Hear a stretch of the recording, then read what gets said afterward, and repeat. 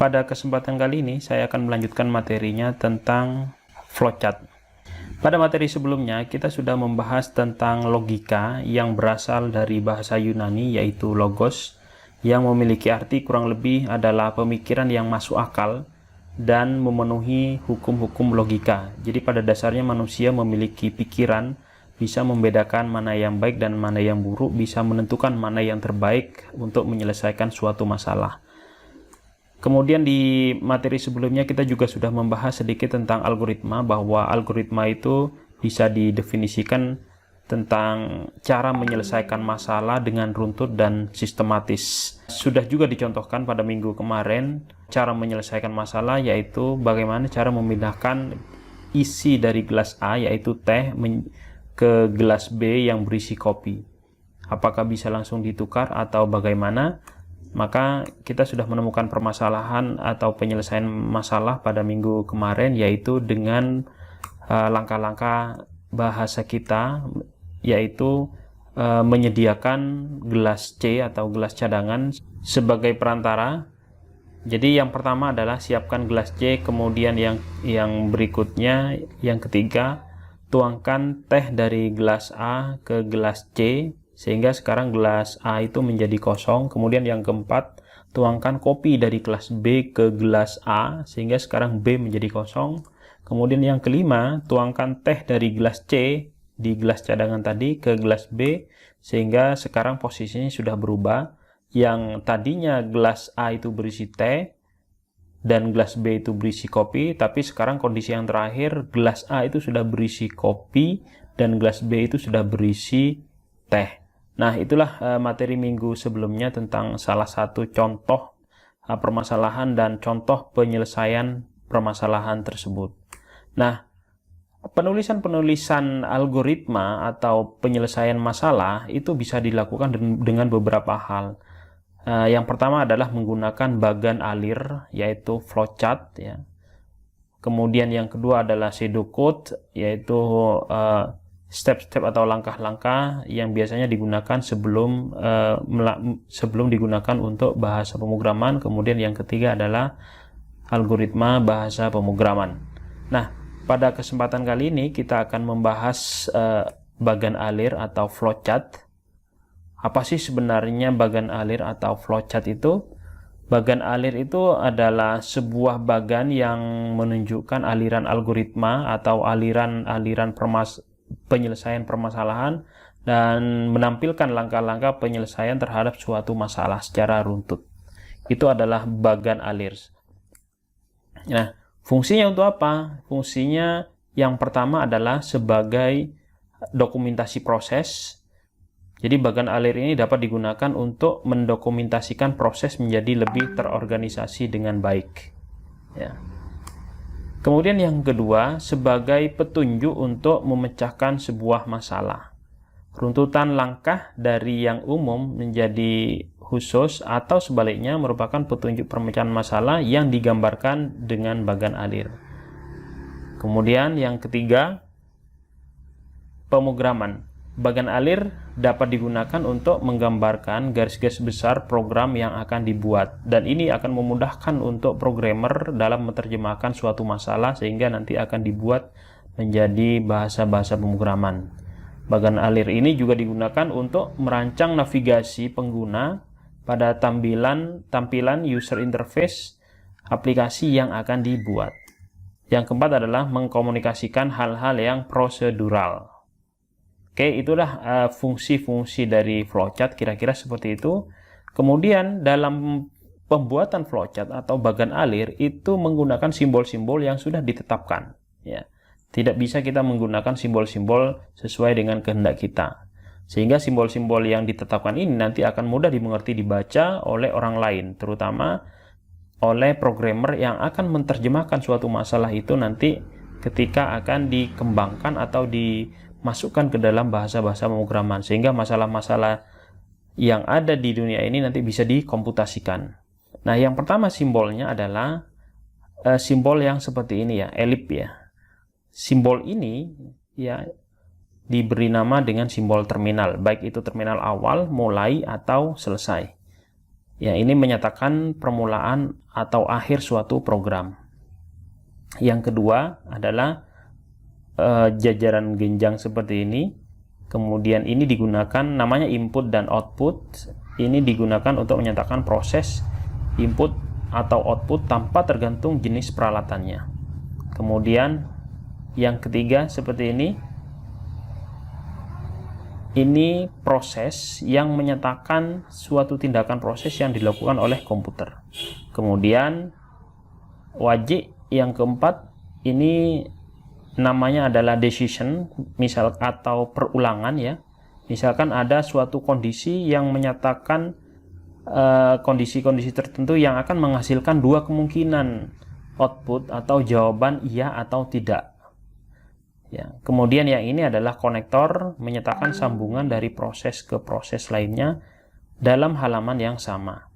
Yang keenam, offline konektor seperti ini, menyatakan sambungan dari proses ke proses lainnya dalam halaman yang berbeda. Yang ketujuh, yang seperti ini gambarnya, ini dikatakan sebagai predefined process, menyatakan penyediaan tempat penyimpanan suatu pengolahan untuk memberi harga awal.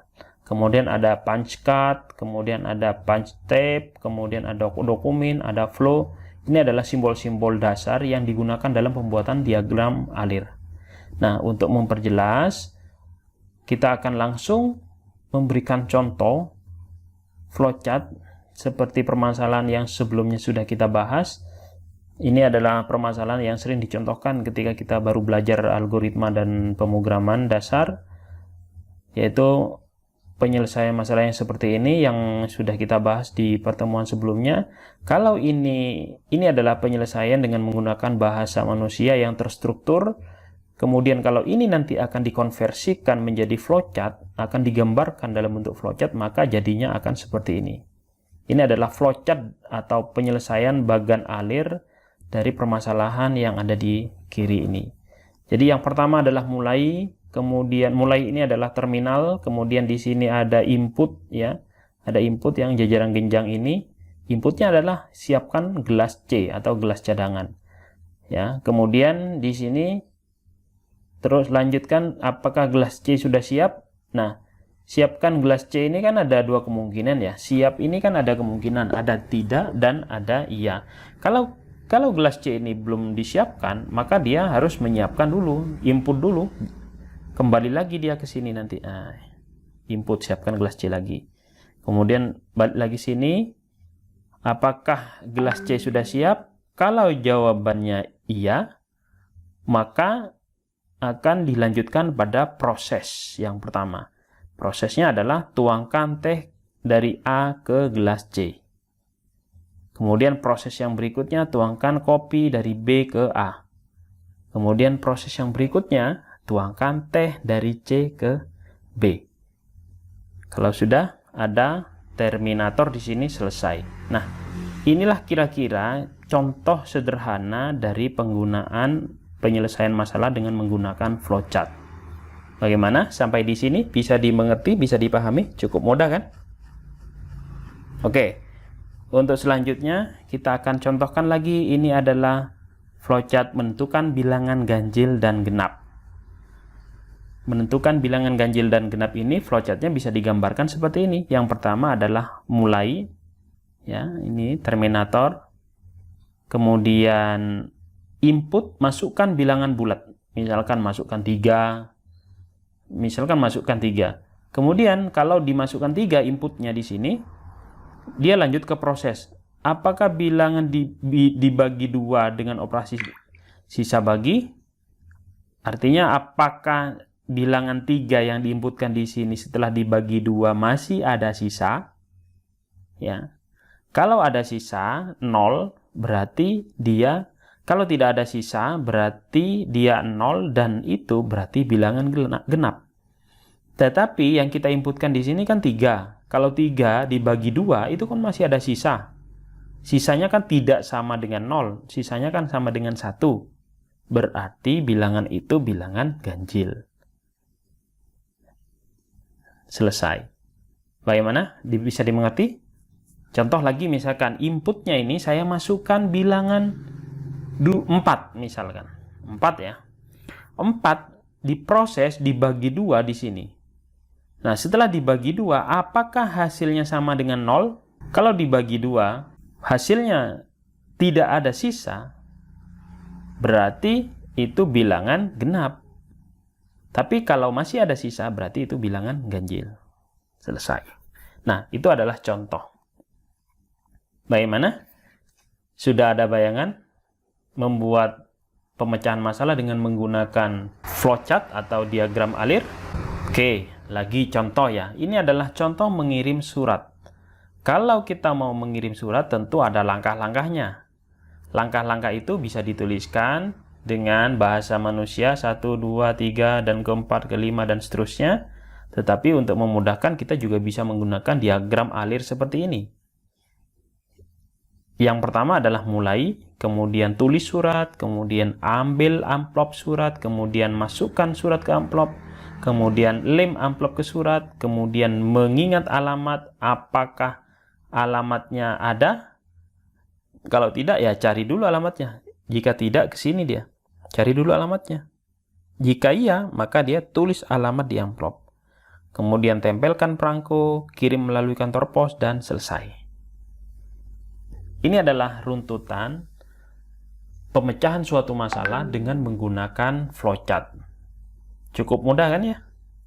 Mudah-mudahan ini bisa dimengerti, bisa dipahami, dan kita bisa membuat contoh suatu penyelesaian permasalahan dengan menggunakan sebuah flowchart.